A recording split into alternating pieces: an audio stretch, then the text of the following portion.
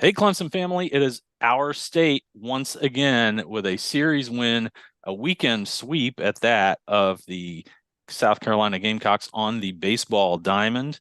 A pair of 5-4 wins, and you love to see it, especially after a little bit of shaky play against a team from about that far away in a different direction, Kennesaw State. So things are looking up for the baseball program indeed, and we're going to talk a little football too, aren't we?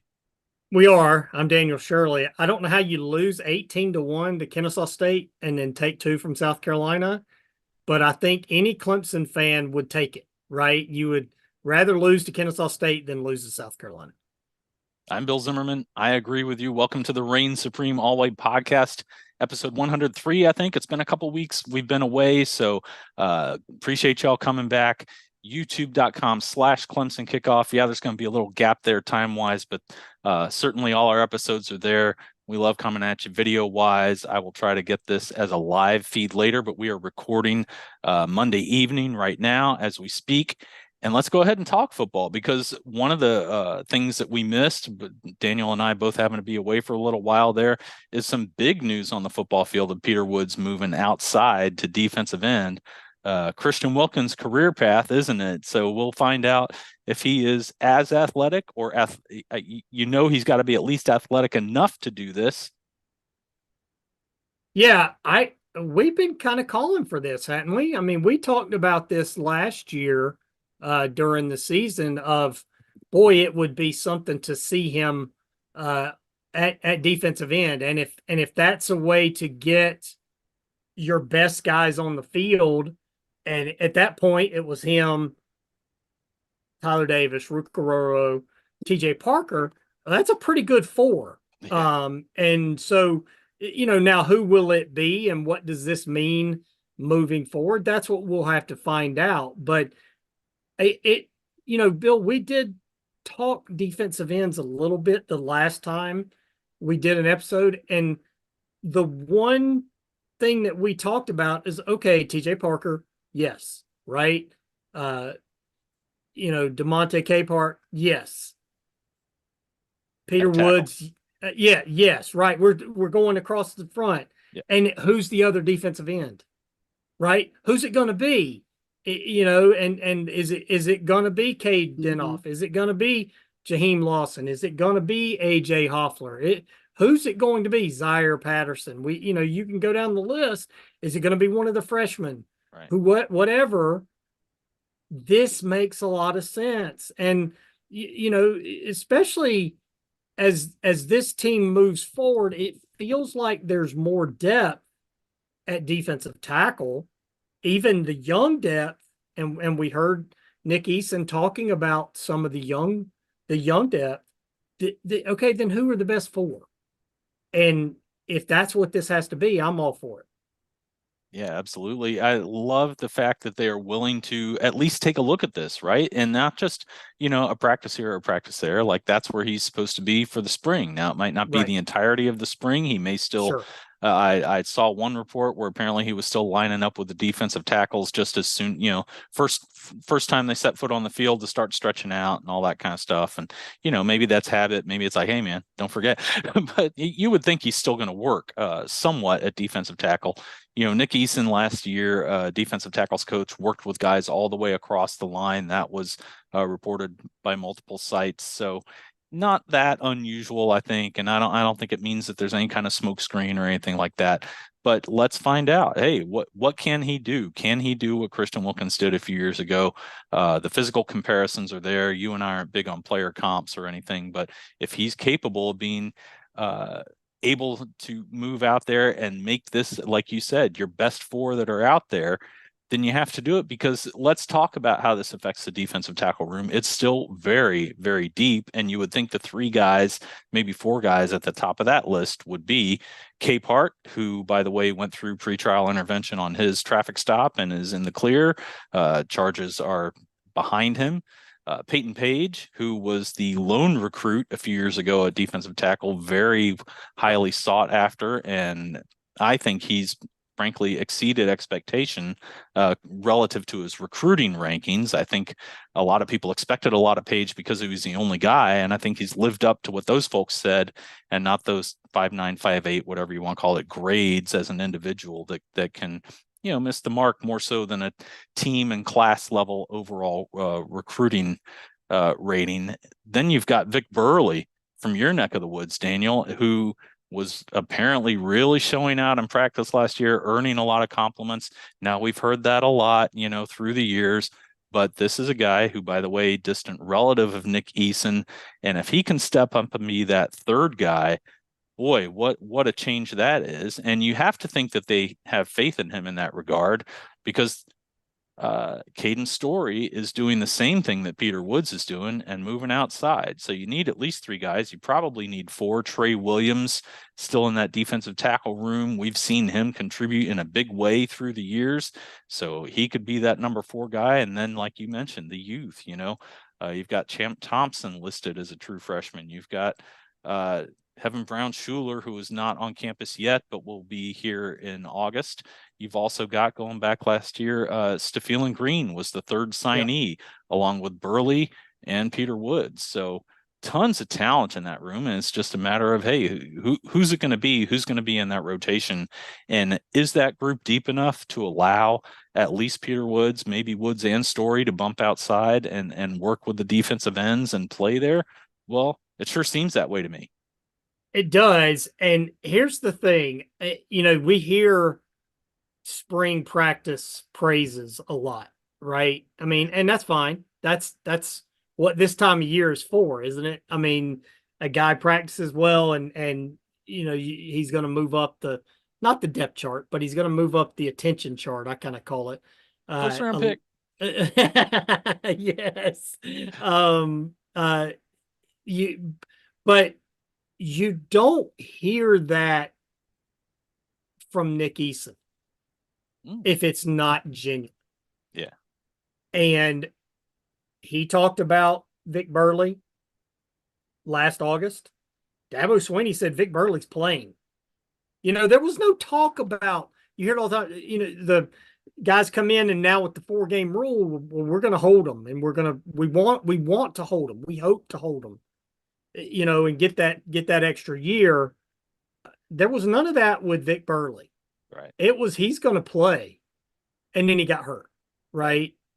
And Nick Eason talked him up, and now Nick Eason's been doing that about Champ Thompson. I'm sorry, you start comparing somebody to Tyler Davis, which is what he's been doing. Yeah, with a few qualifiers, but yes, sure, yep. Yeah, they're not the same player, they're not the same body type, all that. But the work ethic and the focus and all that stuff, and you compare him to Tyler Davis, I mean, Tyler Davis is going to be on an NFL roster. Yeah. Pretty quickly. And I just, you don't do that unless you mean it. And there's no reason to do it either, right? You're not trying to hype this player up for no reason. So I think that group makes it easier to do, and it makes sense to do it. And my goodness, look, if you end up with across the front of Peter Woods and Capehart and TJ Parker, and then whoever that other tackle is, if it's Champ Thompson, if it's Vic Burley, whoever the first 4 are, we know you don't play with just 4. You have to have the depth, and you're building depth.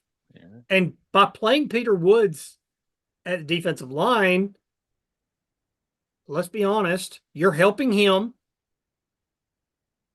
You're helping recruiting by saying, well, look what Christian Wilkins did. Look what Peter Woods did. We can be versatile. You don't have to get pigeonholed into one slot. Okay, the next guy's coming up in 2 years. Look how many more guys we continue to put in the NFL. That's part of it too. I know it's a side product of it, but it is a product. Yeah. And then you're helping your team. And that ultimately is the goal, is to help this year's team be the best it can be. And, Bill, how many times the last few years, it hasn't always worked, and it's probably been more by necessity, have we heard about the offensive line? Let's just get the best five Love to see it on defense. and see it on defense. I'm not a huge fan of it on the offensive line, because to me, that makes it feel like you don't have five pieces that fit and you're just trying to get five out there, and some of it's forced. This doesn't feel like that. This young man is that dang talented that we can play him at either one. And he didn't have huge stats this past year, but if you watch football and you know what his job was, he was doing his job. I mean, he didn't have a bunch of sack numbers. He didn't have a bunch of tackle numbers. He also probably played a little less earlier.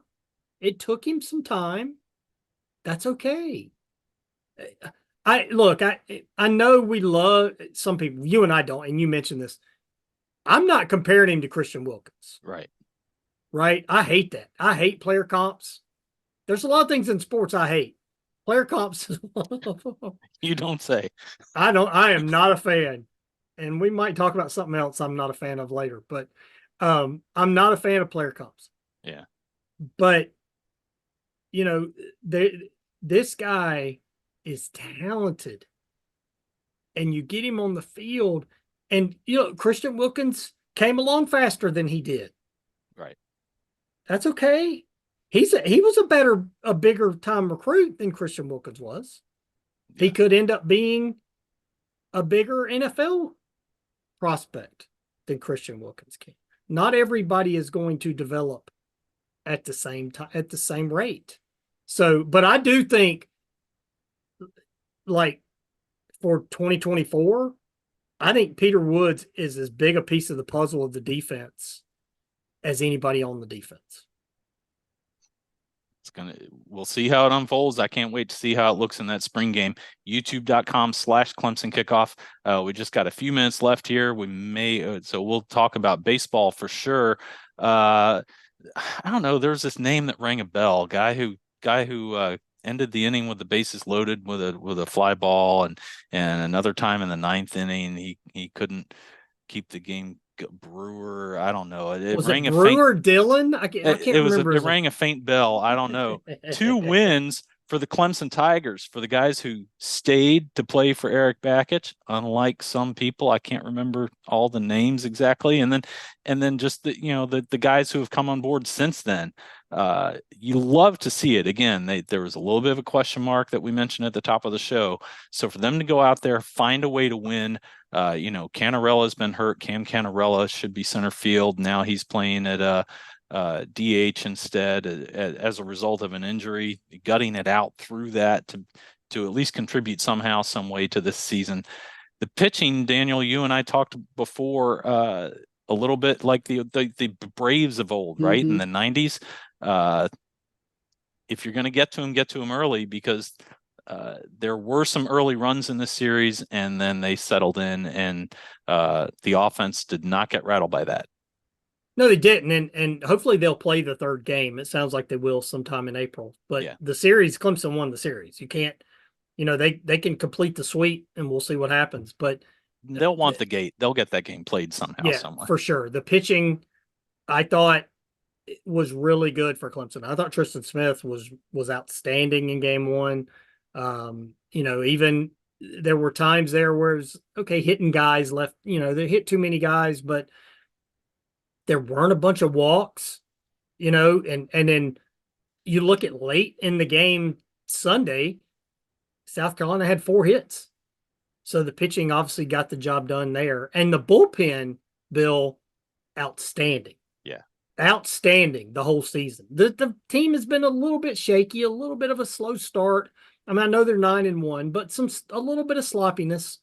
But the bullpen has been terrific.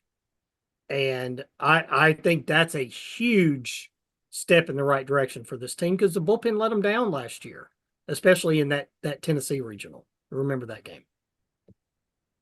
Kansas State coming in, so don't wear purple to that game. No, orange.